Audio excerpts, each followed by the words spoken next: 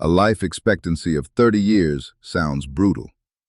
It also sounds as if a 40-year-old in ancient Rome should have been treated like someone in a nursing home. That picture is badly misleading. When historians say that life expectancy in a past society was 25, 30, or 35 years, they usually mean life expectancy at birth. That number includes babies who died after a few days, children who died from infections, teenagers killed by disease or accidents, adults lost in childbirth, war, famine, or epidemics, and the smaller group who survived into old age. Mix all of those lives together, and the average can become surprisingly low. Take a deliberately simple family of 4 children. One dies before the first birthday. Another dies at 5. The other 2 reach 65 and 70. Their average age at death is only about 35. Yet nobody in that family dies at 35. The average is mathematically correct, but it gives a poor picture of what adulthood looked like. That distinction matters because childhood used to be extremely dangerous. Historical demography suggests that in many pre-modern populations, roughly a quarter of infants died in their first year, and close to half of children could die before reaching the end of puberty. The exact numbers varied by place and century. A harvest failure, an epidemic, a dirty water supply, or a particularly bad winter could change the picture fast. A cradle in a medieval house was therefore not just the beginning of a predictable 70-year life. A small infection that would now mean a pharmacy visit could become fatal. Diarrheal disease could kill a child through dehydration. Measles, smallpox, respiratory infections, contaminated food and water, and diseases we now prevent or treat routinely were part of ordinary mortality. There were no antibiotics waiting in a cabinet, no pediatric intensive care. Often, there was not even a reliable way to know what disease a person had. Prehistory is harder. There are no birth certificates from the Stone Age, and skeletons do not give us a neat spreadsheet of birthdays and death dates. Researchers have to combine archaeology, skeletal evidence, demographic models, and comparisons with more recently observed small-scale societies. Those comparisons have limits. Modern hunter-gatherers are not living fossils of Paleolithic humans. Still, one large cross-cultural study by anthropologists Michael Gervin and Hillard Kaplan is useful here. Among the traditional hunter-gatherer groups they examined, life expectancy at birth ranged from about 21 to 37 years. On average, about 57% of children survived to age 15. But among people who reached 45, the expected remaining lifetime was roughly another 2 decades. Their analysis also found that the most common age of adult death in the pre-modern groups they studied clustered much later, around the early 70s. So no, humans were not biologically designed to collapse at 30. The problem was getting through the minefield before old age. Ancient Rome gives us a similar lesson, although the evidence is frustrating. Roman tombstones are selective. Elite biographies are selective. Cemeteries can be incomplete. Age statements may be rounded or exaggerated.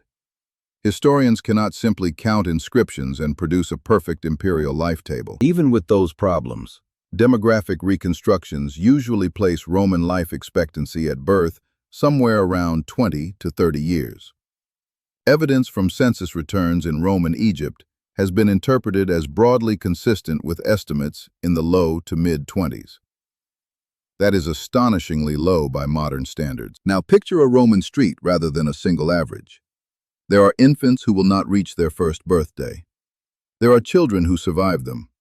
There are young adults, parents in their 30s, merchants in their 40s, grandparents, veterans, and some people in their 60s or 70s. The age structure is younger than a modern European city, but it is not a city where everyone disappears at 30. A scratched cooking pot, a worn sandal, a bad tooth, an infected cut. These are better clues to the daily risk than the number 25 by itself. A person could survive childhood and still face hazards we have pushed far into the background. A wound could become septic. A broken bone could disable someone permanently. Pregnancy and childbirth added repeated danger for women. Periodic epidemics could wipe out people who had survived every previous risk. And yes, this gets messy fast. Mortality was not constant across the ancient world. A wealthy household with better food and space did not face exactly the same risks as an enslaved laborer, a soldier on campaign, or a child in a crowded port city. Rural and urban environments could produce very different disease patterns. Medieval Europe is even more dangerous to compress into one number.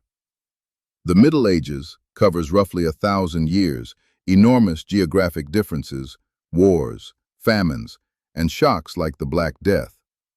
A number for one monastery in one century cannot automatically describe a peasant village 200 years later. By the early modern period, the evidence becomes much stronger. Researchers at the Cambridge Group for the History of Population and Social Structure estimate that life expectancy at birth in England generally fluctuated around 35 to 40 years between 1600 and 1800. Yet the most common age of adult death was around 70. That sounds contradictory until you remember the children. England in 1841 gives a particularly clear example because the records are much better. Out of a hypothetical 1,000 newborns exposed to the mortality pattern of that year, nearly 14% would die before age 1, and more than a quarter before age 5. But a child who reached the 5th birthday had about a 50-50 chance of reaching 60. Nearly 10% of the original newborn group would still reach 80. Think about what that does to a family tree. A modern family photo may contain 4 generations because surviving from birth into late adulthood is common. In the past, grandparents absolutely existed, but empty branches were everywhere. A couple might have several children and bury more than one. A child could lose a sibling, a parent, or both parents while still young. Old age was possible. Continuity was the scarce thing. There is another correction worth making. Falling infant mortality is a huge part of the modern rise in life expectancy. But it is not the whole story. Adults also live longer now. Data for England and Wales show this clearly. In 1841, a 5-year-old could expect to live to roughly 60. Today, a 5-year-old can expect to reach the low 80s.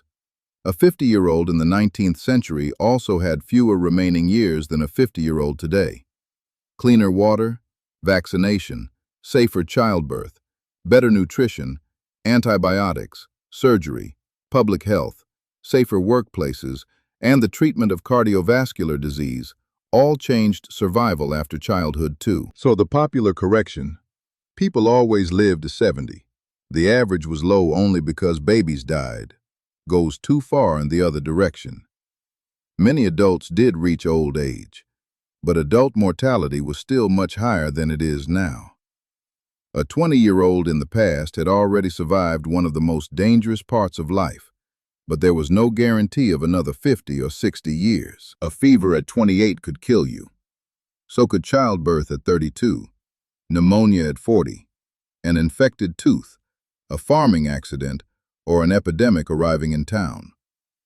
Modern medicine did not merely save babies, it removed or reduced layers of risk across the entire lifespan. This also explains why famous historical figures can distort our intuition.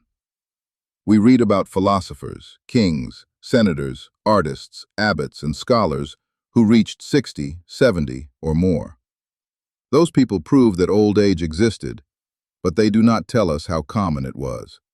Historical records are much more likely to preserve the life of a ruler who died at 73 than the life of an unnamed infant who died after 3 weeks. The opposite bias happens in cemeteries. Preservation, burial customs, excavation choices, migration, and the difficulty of estimating age from adult skeletons can all distort the sample. For ancient populations, every neat number should come with a small mental asterisk. Estimates vary depending on the evidence and the model. What changed most dramatically in the modern era was not the invention of old age. Humans had old people thousands of years ago. What changed was the probability of reaching old age and the predictability of the journey. A newborn in a wealthy modern country usually begins life with a very high chance of surviving childhood, adulthood, and into old age. In a pre-modern village, the same path had many more trapdoors. Some people still crossed the whole distance. Plenty did not. That is why a life expectancy of 30 should not make you picture a village full of exhausted 30-year-old elders. Picture something harsher and, in a way, more human. Children everywhere, adults of many ages, a few genuinely old people, and far more funerals interrupting ordinary life. The past was not a world where people were old at 30. It was a world where reaching 70 was possible, but reaching it was never something you could quietly assume. Thanks for watching! If you enjoyed the video, please like, subscribe, and leave a comment below. See you in the next one!